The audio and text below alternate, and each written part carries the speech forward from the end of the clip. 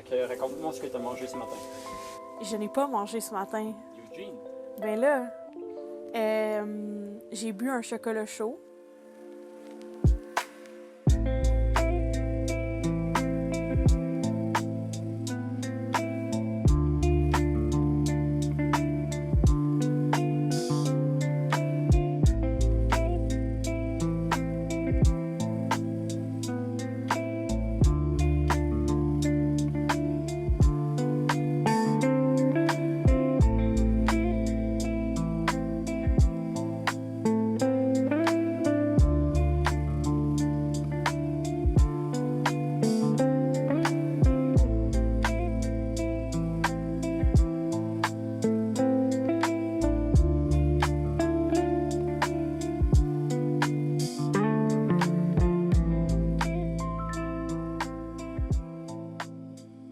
Je m'appelle Eugène, j'ai 24 ans et je suis malentendante.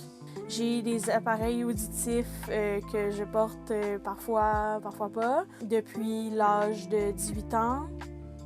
J'ai une perte auditive dégénérative depuis l'âge de 15 ans. On a trouvé à 15 ans que j'avais la perte auditive, puis ça a continué depuis. Ouais. Ça a toujours été école régulière. J'ai eu aucun service en lien avec la surdité.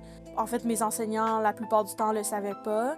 J'ai pas eu d'interprète parce que je parlais pas la langue des signes. J'ai pas grandi dans la communauté sourde non plus. Fait que ça a toujours été comme... J'étais la personne malentendante dans le milieu entendant, puis j'ai jamais vraiment eu de ressources en lien avec ça. Si j'avais eu de la difficulté à la base, je m'en serais peut-être pas sortie aussi facilement.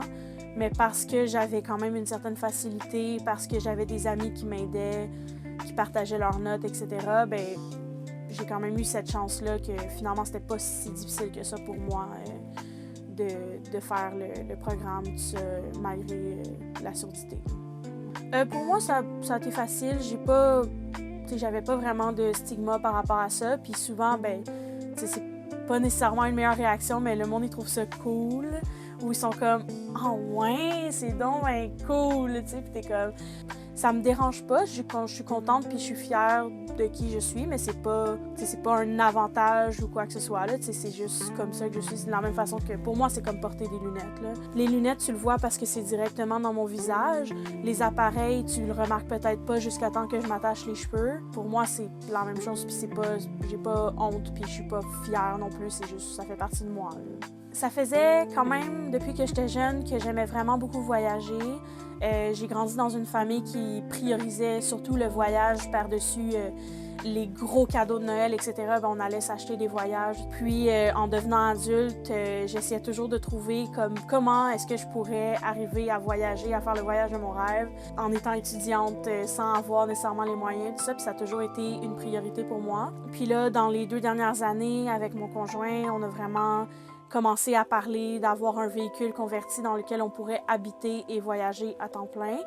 Et l'année passée, ça s'est vraiment plus concrétisé. On avait économisé l'argent, puis on a trouvé justement Sandy, notre van, puis on l'a acheté, puis c'était vraiment comme OK, on quitte l'appartement, on emménage dans la van.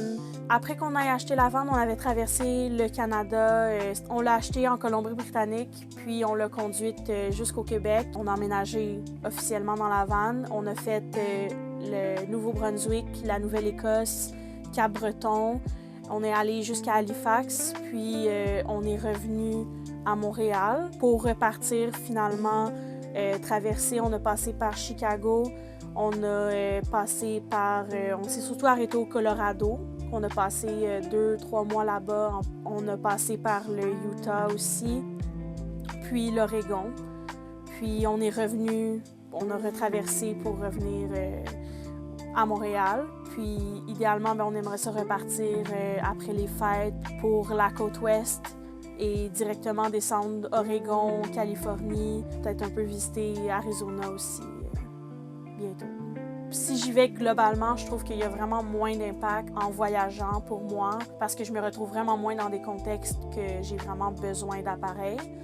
Surtout justement que j'étais partie sans appareil auditif en voyage. Je me disais comme écoute, je vais m'arranger, mais j'avais pas l'option d'avoir des nouveaux appareils immédiatement. J'allais pas attendre puis repousser mon voyage, puis je me disais peut-être qu'il va y avoir des défis, mais c'est pas grave là, je veux pas m'empêcher de vivre ma vie puis de voyager. Globalement, je ressentais plus du tout que j'avais de la surdité parce que mon conjoint, lui, il sait, il va parler, tout ça, il va comprendre ça. Puis rencontrer des nouvelles personnes, tout ça, ça l'arrive. Mais je me retrouvais pas autant dans des contextes ultra bruyants avec plein d'amis puis tout ça parce qu'on était en voyage. Puis souvent, au contraire, les contextes, c'est en montagne, en randonnée, en forêt, etc., que c'est complètement silencieux, fait que j'entends très bien la voix de mon conjoint. Par contre, je dirais les petites affaires qui deviennent plus difficiles, c'est les tout petits bruits que j'entends pas du tout, là. Puis dans la van, il y en a, puis il faut porter attention. Tu sais, s'il y a un bruit anormal dans la van, il faut le savoir pour faire quelque chose immédiatement, mais moi, j'entends rien, là, j'entends pas ces bruits-là. Et finalement, parce que mon conjoint est en entendant que lui, il va entendre, puis là, on va réparer ou... Parfois, par contre, on va faire beaucoup de routes puis on va se stationner dans une station à essence. Là, j'aimerais ça pouvoir entendre s'il y avait des bruits à l'extérieur de la vanne, mais finalement, c'est plus notre chien qui nous avertit s'il y a quelque chose qui se passe. Mais c'est sûr que j'entendrais pas, surtout si je dors en plus, pas d'appareil.